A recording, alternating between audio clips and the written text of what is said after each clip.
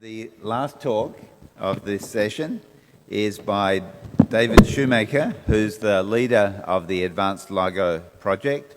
This is another one of those exquisitely beautiful human creations, and like Gravity Probe B, but this one is not going to fall into the ocean at the end of its life, and is, I hope, going to bring us gravitational waves. So thank you, David. Right, hello, thank you very much. Thank you to the organizers of the conference for inviting me to speak here. It's a real pleasure, in particular, to be part of this session. So many of the things that have been talked about earlier today are relevant and were key in the development of the technologies that we have to make the gravitational wave detectors what they are today. I apologize also to the organizer of the conference for being so late in getting my title to them that it couldn't appear in the program. Despite Bob Jansen's very persistent efforts to get us all herded as wild cats into this room, I did not obey. So. The clicker is not working. Then I will just go like this. Good. And this then will be good. So here's a little guide to what I'm going to talk to you through. I'm going to just mention briefly the notion of using gravitational wave detectors that employ laser interferometry to make this detection. Talk a little bit about the structure of the field and LIGO in particular. I work for LIGO. That's what my focus is. Talk very little bit about astrophysics targets, and then describe some of the challenges in making an instrument of this adequate sensitivity, a little bit along the lines of the tour de force that Francis talked through. Advanced LIGO is an example of an instrument. That's the thing that I've been involved with for the last 15 years or so. And then the plan for evolving sensitivity and potential discoveries. So here we are. We use enhanced Michelson interferometers. All of the various instruments that are now coming together use this technique. If you imagine a gravitational wave perpendicular to the plane of the page, it makes deformations in space-time and then thus of our test particles, which causes a differential length change in the Michelson interferometer. A laser illuminates a beam splitter. Their light intensity changes at the output of the interferometer. So we measure the amplitude. We have a transducer for the amplitude of the gravitational wave to turn into a photocurrent at the output.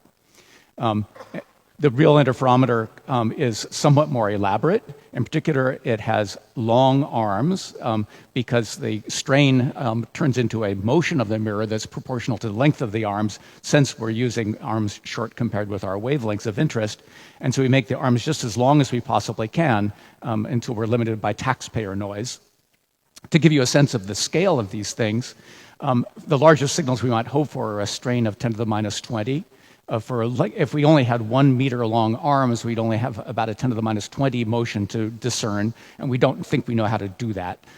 If we use 4 kilometer long arms, then we see something which is a little bit more measurable, and then to use the yardstick that Michael brought up, we can resolve about 1 millimeter over a light year baseline in a 1 second integration time. And that's what you need to do to make an instrument that can have an actual reasonable chance of a detection. I work in the context of the LIGO laboratory. There are 2 observatories separated by about 10 milliseconds or so. This laboratory is run by MIT and Caltech, a nice close collaboration.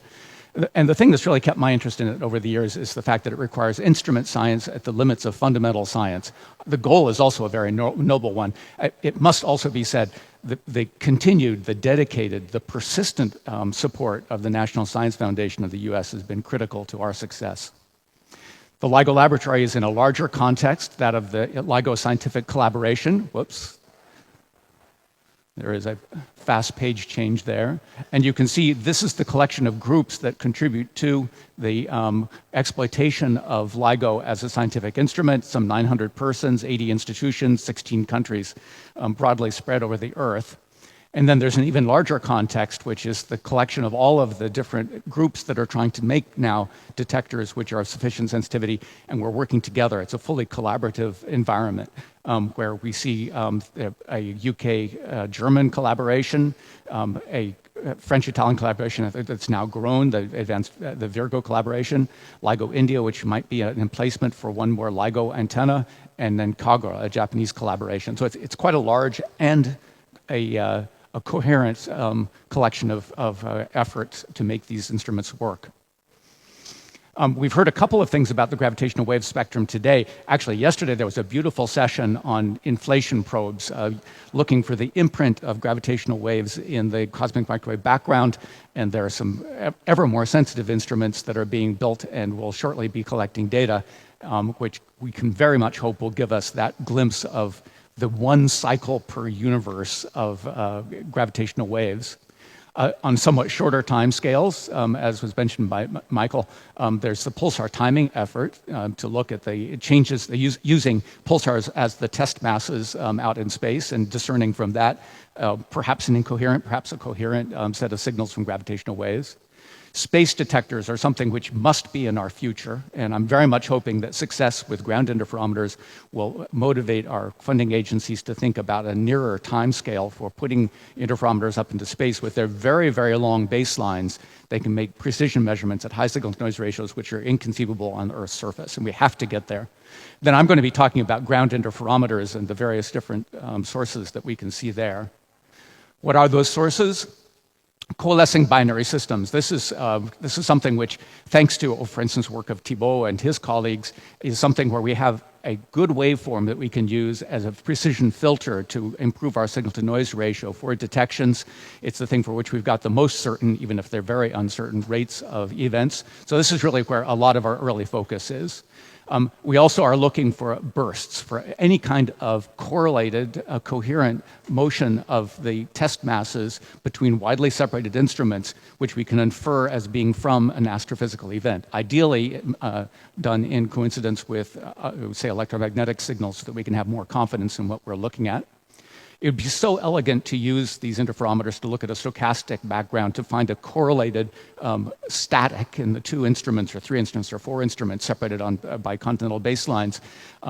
We may be able to see one due to a incoherent background from individual sources. I think primordial gravitational waves are very unlikely to be able to be detected with the instruments that we can foresee now.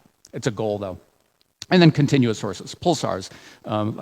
Again, like as Michael Kramer was talking about, they're wonderful devices, and if there's just a little bump of a couple millimeters height on a pulsar that's relatively nearby, we should be able to see it. Again, perhaps using radio telescopy as a coherent signal to do it, synchronous demodulation.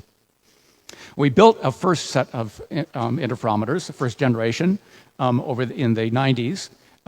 And we commissioned the design sensitivity, and we observed for several years. We had a sufficient sensitivity to reach about 100 galaxies, which is described here in this little illustration, out to about the Virgo supercluster. And on the other hand, our estimates for the frequency of signals is something like once every 10,000 years per galaxy. And if you multiply the numbers out, you see you have to have more than a lifetime to have a high probability of a detection.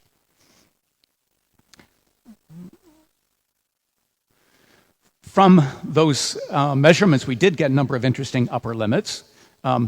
We could say that there's no more than, say, about 10 to the minus 5 of the energy density in gravitational waves in the universe. It's not a terribly strict upper limit on stochastic wave background. It is below the BBN limit, however.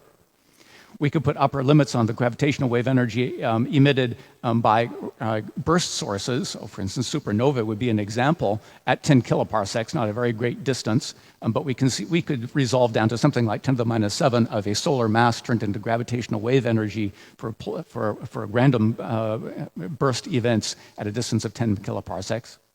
By looking at the signals from a GRB and assuming that it would be due to an in-spiral, we were able to exclude that the source was in Andromeda. The optical pointing included, the box included Andromeda. Had it been in Andromeda, we would have seen it. So it's a negative, but a nice astrophysical result. And then we put limits on gravitational emissions from a number of pulsars, known pulsars. We can say, for instance, that the Crab and Vela pulsars are less than about 2 times 10 to the minus 4 in their eccentricity. But we need to have a better instrument. We need to have a more sensitive instrument so that we can not only make some first direct, definite detections, but then also start to turn this into an astronomy. And so that's where advanced LIGO comes in. We've been working on research and development to make improved sensitivities for these detectors all throughout the period that we were observing with the initial ones. And they're now coming online. They're about a factor of 10 more sensitive. And as I noted, we measure amplitude. And being able to measure 10 times more sensitively means our reach is 10 times greater, means the volume that we can reach is 10 cubed larger, so that the number of sources goes up by a factor of 1,000. In fact, more than that, because there are also improvements in the spectral reach. But this now brings us to the point where we can have some discussions about the rates, and I'm sure that we're very uncertain about them, but some kind of middle ground says that we might hope to see up to a detection of a month per month of neutron star detections. This is a concept that started up in about 1999. Got us started in 2008. The National Science Foundation funded us with $205 million to do it, and we had contributions also from some collaborators. We just finished it earlier this year, and now the tuning is underway. So I want to say just a little bit about some of the measurement challenges that come along with building an instrument like this. One of them has to do with the shot noise. We send in laser light, and then we look at the photocurrent. Our ability to resolve where we are on a fringe, that is to say, to know what the motion of the mirrors is limited by the fluctuations in, well, your photon arrival, Poisson distribution, or shot noise, if you're things like an electrical engineer. And the more light we have in the system, the better our resolution is. It improves the square root of the number of the photons. It's nice to note that a man whose name is mentioned often this year, Einstein, was central in helping us understand that such a thing should be a limit. So what we find, though, is that there's a point of diminishing returns. Actually, I should note, here's a plot of the strain sensitivity versus frequency. These are audio frequencies, 100 hertz, a kilohertz. Here are strains. This is 10 to the minus 20 of strain. That's comparable to those numbers I was saying earlier on would be needed to make a detection. And here you see the initial LIGO sensitivity curve, and then some curves for advanced LIGO. And the thing I want to point out here is that increasing the light power allows us to improve our sensitivity in this high-frequency regime by the square root of the amount of stored power. But there's an interesting thing. As you increase the light power, you start to buffet the test masses with the momentum transferred from the photons to the test masses. And so we start to see an increase in low-frequency noise as we see, along with a decrease in high-frequency noise. It's a quantum-limited system. Standard quantum limit is realized here. We realized that using a 200-watt laser and 40-kilogram test masses. The heavier the test mass, the less the motion here. Another limit to us is thermal noise, the fact that the entire system is sitting at room temperature. That doesn't have to be the case, but that it is true for LIGO. And that causes motion of the test masses. And once again, Einstein was central in our understanding of thermal noise. What we do to try and control that is to draw the energy of this kT of motion into a very narrow spectral peak, which allows the physical motion on either side of the peak to be rather lower. And so we use very low mechanical loss materials, and it's realized in advanced LIGO with an all-silica test mass suspension. The final test mass plus all of the system right above it is made out of just fused silica, and that reduces the losses to the point where the thermal noise can be brought down. Not only are the test mass internal modes critical to get right, but then also even the losses in the optical coatings which are on the surface need to be brought down. Right. But the actual instrument is much more complicated than this one I laid out due to some of the things that need to be done to control these masses. This is what the actual optical layout looks like, along with some additional optical cavities to clean up the laser light filtered on the output and so forth and so on. It all needs to be laid into a vacuum system within the constraints of Chim's chambers. And then there are enormous numbers of interfaces going on between the various different components that are sitting on each one of these individual tables. I just want to show you a few photographs of some of the elements of advanced LIGO. One of the things to note is that, well, we have to have the light traveling through a vacuum for these 4 kilometers. We can only allow a molecule from time to time of air to pass through the light beam because the polarizability of that air causes a shift in the phase over the length. So the light has to travel in an excellent vacuum. This is about a meter in diameter, 4 kilometers long, and perfectly straight, not like the Earth. It's over 4 kilometers. We have to dig down a number of meters to cover the sagitta. There's a cover over the tube. It was designed to stop hunter's bullets. It was calculated to be able to resist the largest bullets that we thought that people taking pot shots would want to use. But it turns out it's also useful. There was a scramble at the Hanford site, which is a nuclear site, for people who were trying to figure out what they would do were terrorists to come onto the site. Our tube was not on this person's map. He was wearing a seatbelt. He was fine. His car was not.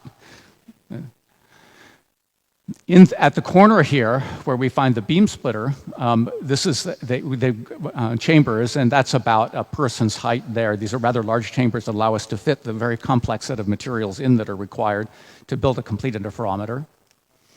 The laser source that we use is stabilized in power and frequency, and I think it's actually nice to mention Klaus's talk here. We use a lot of techniques that were developed for precision time metrology to stabilize the light. It's a really nice parallel growth from that system. We use a monolithic master oscillator followed by an injection rod amplifier. It's actually built by our Max Planck Albert Einstein Institute colleagues, and it requires the required shot noise limited fringe resolution. The test masses, they're both the physical test mass, the free point in space-time, and a crucial optical element that puts on then requirements on the mechanical form, bulk and coating thermal noise, high resonant frequency. Also, a set of optical requirements, figure, scatter, homogeneity, bulk, and coating absorption, all have to be exactly as it should be. Here you see it under a microscope, one of the test masses under a microscope being inspected. So it requires the state-of-the-art in substrates and polishing, and it really pushed the art for coating. It's something that we work carefully with the group that prepares the Virgo coatings to make the coatings for our system as well. Sub-nanometer flatness over 300 millimeters was achieved. Then there's the suspension system that holds this test mass and protects it from stray forces, allows us to exert some gentle forces on it to keep it in alignment, in piston and in tilts and so forth and so on. We use a quadruple pendulum suspension. This was gifted to us by a group from the UK, and this is made with a quasi-monolithic pendulum, as I mentioned before. This piece of fused silica is attached to this piece of fused silica by pieces of fused silica, and they're all held together using a joining system that was developed by Jason Guo as part of the GPB system, and was then used in the GPB for making the telescope that Francis mentioned earlier on. It leads to a very, very low thermal noise for this final system here. Here you see a photograph of it. The pattern you see here is an electrostatic actuator that's used to actuate on the final test mass. We're actually looking through a back mass. There's a whole parallel system here so that we have a very quiet place from which we can actuate. So where are we? What are the other nodes in the network? What astrophysics can we accomplish? What's the status of the instrument? And when do we have a chance of making a detection? Let me talk a little bit about the other instruments. There's the Virgo instrument. It's located near Pisa in Cascina in Italy. It's a collaboration initially of France and Italy, but now it's grown. And they undertake the full spectrum, just like LIGO, of R&D, instrument implementation, analysis, and operation of an observatory with the EGO central organization. The LIGO and Virgo collaborations, by the way, share data, code, technologies, people, meetings. It's fully constructive interference between the two collaborations.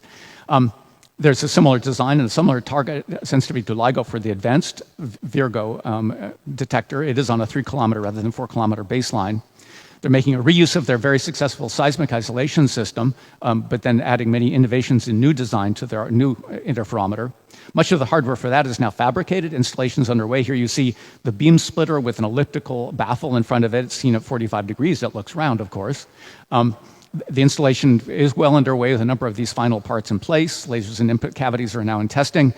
They started about 3 years later than we did. They had less groundwork to do. They'll complete about a year after it. The advanced LIGO system will be working and want to join us in our second observing run. KAGRA is a Japanese effort to build an instrument. It's sited with Kamiokande underground, and it also uses cryogenics. They resolve their problems with thermal noise in some measure. Their T is smaller than ours because they moved down to cryogenic temperatures. There's a lot of pathfinding for third-generation techniques. I think a lot of us will end up using the techniques that are being used here for the next generation after the advanced LIGO, advanced Virgo instruments. The vacuum tunnels and chambers are complete, and they're starting with laser installation. You can see the vacuum systems here, cryo cooler testing, and then the fabrication of the other interferometer components. It will be coming together somewhat later than the LIGO and Virgo instruments. GEO600 is a German-UK collaboration. They are undertaking also a full range of activities. In fact, as I noted, they made a number of key intellectual as well as hardware contributions to advanced LIGO. GEO600 is a shorter system. It's some 600 meters long, leads to a lower possible sensitivity, and there's a concentration on high frequencies because the shorter system makes that the most sensible approach. Let me see if I can get this thing to go. I guess it'll have to do, or maybe this one will work better. Yeah, let's use that one.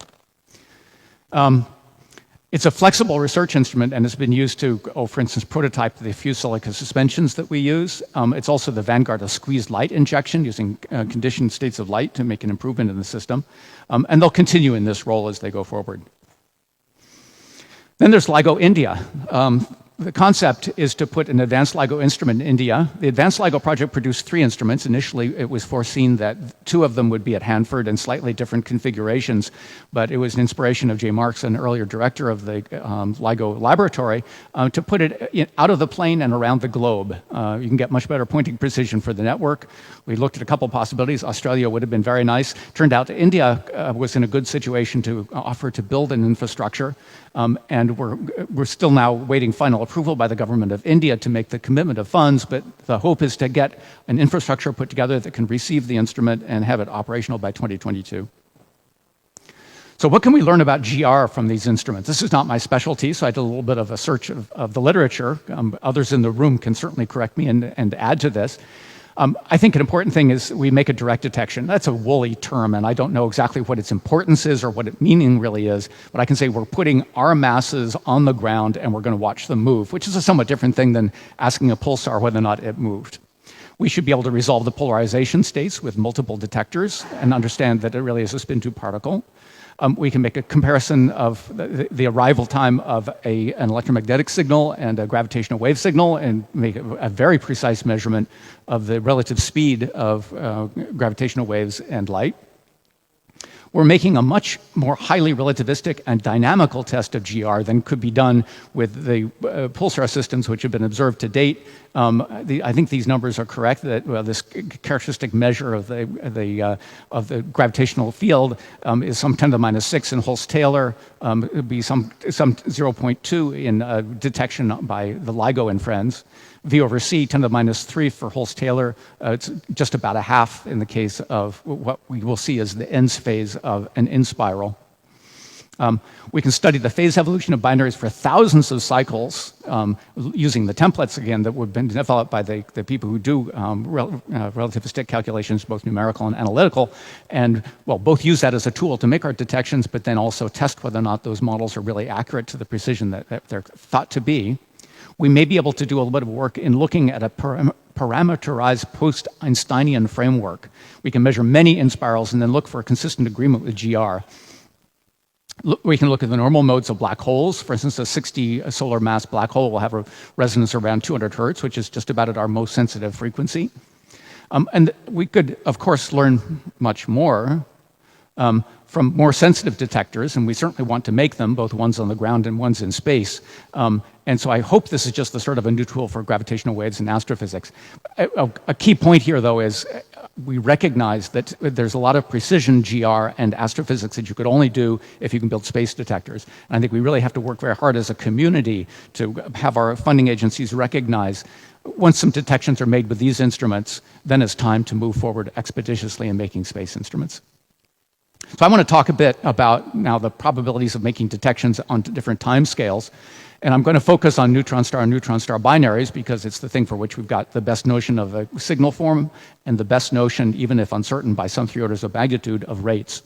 This fairly complex table gives different epochs, the run duration that we foresee with the instruments that we've been talking about, the distance to which we can see a burst of some 10 to the minus 2 of the solar mass. But I'm going to focus on the binary neutron star range in megaparsecs. So in 2015, we intend to observe for 3 months. I wanted to have a detection sensitivity of 40 to 80 megaparsecs. And we thought with this run duration sensitivity, we could see between nothing and perhaps up to as many as 3 detections. And to put that in a graphical form, this is a curve that you saw a little bit earlier today. Again, frequency versus strain. We wanted to be in this band of sensitivity by the time we started our first sensitivity run. And then this gives you some notion of our ability to localize with the way we're coming online at first, which is just with the 2 LIGO detectors. We have only very poor ability to localize. Here's a posited source, and then models show that we could say that it's somewhere in these bands. So it's not very well localized. We don't think it's very likely that we'll be able to, that we'll be able to see a signal, but it's possible. Certainly it's a good warm-up. The next epoch, which will be starting in fall of 2016, will make a somewhat longer run with what we intend to be a more sensitive interferometer. And there we think it's really pretty probable that we'll see our first detection of neutron-star binaries.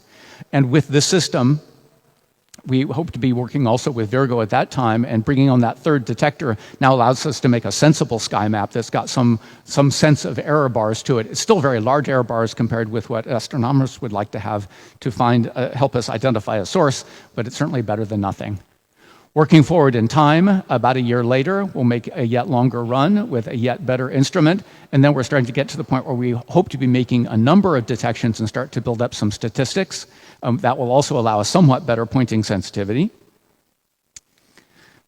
Further into time, we'll reach the actual design sensitivity of these instruments around 200 megaparsecs and work out in 1 year of detection. Then we'll go up another factor of 2 or so in the number of detections we would like to have, with a slightly better resolution. And then there's a last phase, which is where we bring in LIGO India. And the big difference there is the fact that we now have much better pointing sensitivity than we'd had before, but much better pointing precision, and should allow a lot more collaborative work with astronomers to do combined multi-messenger astrophysics. How is this instrument actually doing in terms of reaching these goals?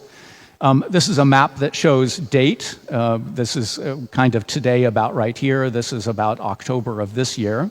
The in-spiral range in megaparsecs. This is the distance to which we can see a neutron-star in spiral. And these are for the 2 instruments in the LIGO box, Livingston and Hanford.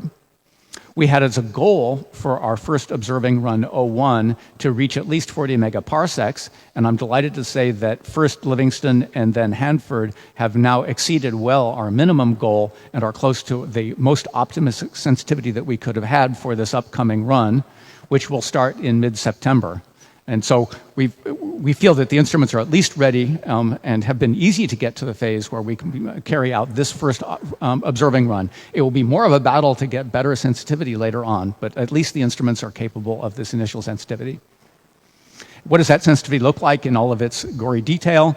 This is now instead of actually a strain, this is actually meters per root hertz. This is the distance that we can resolve in a 1 hertz bandwidth, where this number is now a couple of times 10 to the minus 20 meters. And you see here the 2 different instruments. This is the Livingston instrument, the Hanford instrument. Livingston's been commissioning a bit longer, better lower frequency response. And that's compared with the theoretical curve that you would expect for just the fundamental noise sources of thermal noise and quantum noise. And we clearly have some work to do to bring it down to this level, but we think we know a lot of the handles to do that. As I noted, we expect to be able to really profit from making multi-messenger astronomy, perhaps not for the very first detections, and perhaps not for, say, black hole in spirals, where we don't expect much in the way of electromagnetic co-signals. But certainly, it's something that will be a really rich source of astrophysics as we go forward. So we've signed up about 60 partners in 19 countries and about 150 instruments who are all excited about participating in making initial detections. And we are working out means of transmitting signals back and forth with low latency, so that even very short-lived phenomena in the sky can be transmitted either from us to them or from them to us, to increase the probability of both a detection and being able to extract astrophysics from those detections. We have notions of how to make the instruments better. As I said, that's definitely something that needs to be done if we want to make an astronomy out of this and astrophysics out of it and go beyond some initial proof of principle. The R&D has been continuing in parallel with what we've been doing, of course, on the ground. We believe we can get about a factor of 1.7 in sensitivity as early as 2018. It's rather hard to see here. Here's a little sketch of what we currently expect for sensitivity. And we think we can make a signal form which is about a factor of 2 better than that. Let's remember we can cube that factor of 2 or 1.7 to see what kind of increase in rate we might expect. So that would be talking about a rate increase of about 5 by 2018. And we'll probably be using squeezed light. That's prepared states of light that allow us to cheat a bit on the quantum limit so that we can push the momentum position product around in a way that's most advantageous in different frequency bands. We also have notions of how to get another factor of 10 of sensitivity. One approach would be a longer baseline. It's interesting to note the gravitational wave signal gets larger with the length of the arms, up to the limit where you're at the wavelength or quarter wavelength of the gravitational wave. But most of the other noise sources that bother us, including these fundamental ones, stay constant as you make the arms longer. And so in the measure that you can find the funds and the place on the Earth to make an instrument that's, say, 40 instead of 4 kilometers long, you could make an instrument that's 10 times more sensitive. So it's the kind of thing that we're studying as we look forward. This clearly requires global cooperation, not only at the level of the scientists, but also at the funding agencies. And so it becomes a much more complicated problem in terms of the sociology, but I think it will be one that will be highly motivated once we make our first detections. So here's my last page. Einstein made his first publication on gravitational waves in 1916. He actually said there were no gravitational waves to be seen in that paper, corrected himself in 1918. But we see this as a goal. We believe we have a good chance to make a direct detection of gravitational waves 100 years after the publication of this paper. And so here's hoping for a first detection in 2016. Thank you.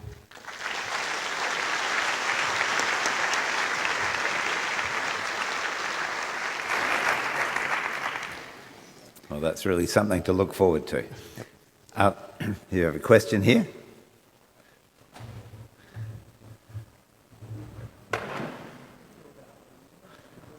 Yes, you focalize on the possibility of detection of neutron star binaries.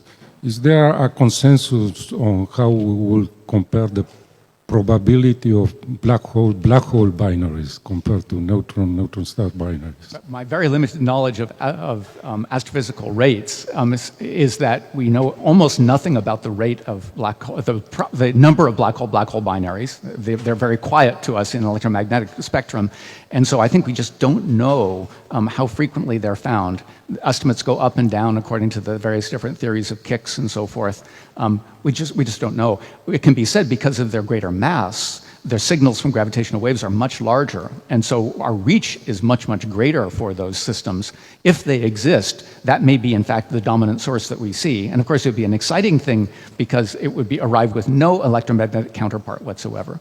So I think the reason we focus on neutron stars is that there at least is some notion of the frequency of them, since we know that pulsars exist, and binary systems exist, pardon me, and we can extrapolate from that. I think we just have very, very little knowledge for the rates for black hole binaries.